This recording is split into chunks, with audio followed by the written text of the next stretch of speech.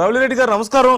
మీరు వింటున్నారు కర్ణి అరవింద్ గారు మాట్లాడినా సరే, కేసీఆర్ గారు బీఆర్ఎస్ నాయకులు మాట్లాడుతున్న మాటలైనా సరే, ఎక్కడ సభలకు వెళ్ళినా సడన్ గా పవర్ కట్ అవుతుంది, ఎక్కడ తినడానికి వెళ్ళినా అక్కడికి వెళ్తే అక్కడ పవర్ కట్ అయిపోతుంది అని చెప్పి మాట్లాడుతున్నటువంటి మాటలు గతంలో 10 ఏళ్ల క్రితం ఉన్నటువంటి పరిస్థితులు మళ్ళీ తెలంగాణలో వస్తున్నాయని చెప్పి మాట్లాడుతున్నారు.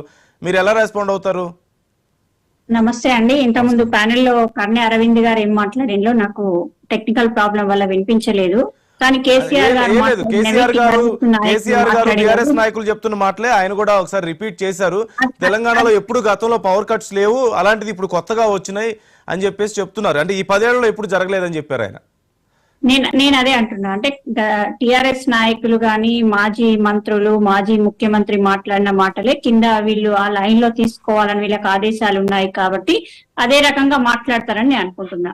ఎందుకంటే ఈ రోజు సూర్యాపేట కేసీఆర్ గారు సభకి వెళ్ళినప్పుడు అక్కడ ఆయన మాట్లాడుతుంటేనే, రైతులతో మాట్లాడితేనే కరెంటు పోయిందని ఆ రోజు చెప్పడం, అంటే ఆ రోజు ఆయన మైక్ దేనితో పెట్టుకున్నాడు, జనరేటర్ ద్వారా అనేది నిరూపితమైంది.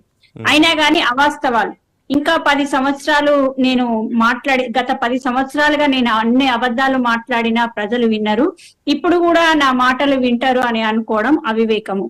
ఏదైతే మహబూబ్ నగర్ కి వెళ్ళినప్పుడు మాజీ మంత్రి శ్రీనివాస్ గౌడ్ గారి ఇంట్లో భోజనం చేస్తున్నప్పుడు 2 సార్లు పవర్ పోయిందని చెప్పడం, దాని మీద ముఖ్యమంత్రి రేవంత్ రెడ్డి గారు అధికారులను ఆదేశిస్తే వాళ్ళు దర్యాప్తు చేశారు.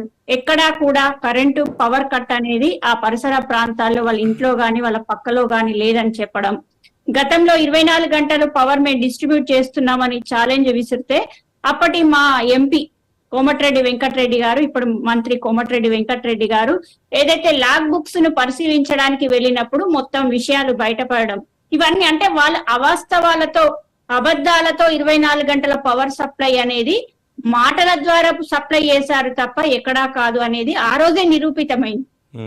ఈ రోజు కూడా వాళ్ళకేమైనా అనుమానాలు ఉన్నా, డౌట్స్ ఉన్నా వెళ్ళి లాగ్ బుక్స్ చెక్ చేసుకోవచ్చు అని చెప్తున్నా. లాగ్ బుక్స్ లో అయితే ఏ ట్రాన్స్ఫార్మర్ నుండి ఎక్కడి నుండి ఎన్ని గంటల విద్యుత్ సరఫరా అయింది, ఎప్పుడు ఆగిపోయింది అనేది అలా రికార్డ్ చేయబడుతుంది. కాబట్టి ఎవరికి ఏ అనుమానం ఉన్నా చూసుకోవచ్చు అని మేము చెప్తున్నాం. ఈ రోజు మాజీ మంత్రి ఇంట్లో తింటుంటేనే 2 సార్లు కరెంటు పోయిందంటే ఏమంటారు, ఇన్వర్టర్స్ లేని ఇల్లు ఉందా అంటున్నా. ఒక మాజీ మంత్రి ఇంట్లో ఇన్వర్టర్ ఉంటది, అయినా కానీ కరెంటు పోకుండా గాని పోయిందని చెప్పడం, ఇవన్నీ అంటే ఎన్ని అబద్ధాలు ఆడినా ప్రజలు మళ్ళీ మమ్మల్ని నమ్ముతారు అని అనుకోవడం, ఈ మాట్లాడిన అబద్ధాలతోటే ప్రజలు అసహించుకొని ఈ రోజు వాళ్ళను తిరస్కరించిందనే విషయాన్ని వాళ్ళు ఎప్పుడు గుర్తిస్తారో అర్థం కాదు. ఈ రోజు ఖచ్చితంగా ఎక్కడా కూడా ఇంతకుముందు కూడా అదే బాటలో సోదరులు అరవింద్ గారు కూడా మాట్లాడిండ్రు, మా ఇంట్లో 25 మినిట్స్ కరెంటు పోయింది, మేము ఛార్జింగ్ పెట్టుకోలేకపోయినాము, అందువల్ల నాకు ఇబ్బంది అయిందని కూడా మాట్లాడుతున్నారు.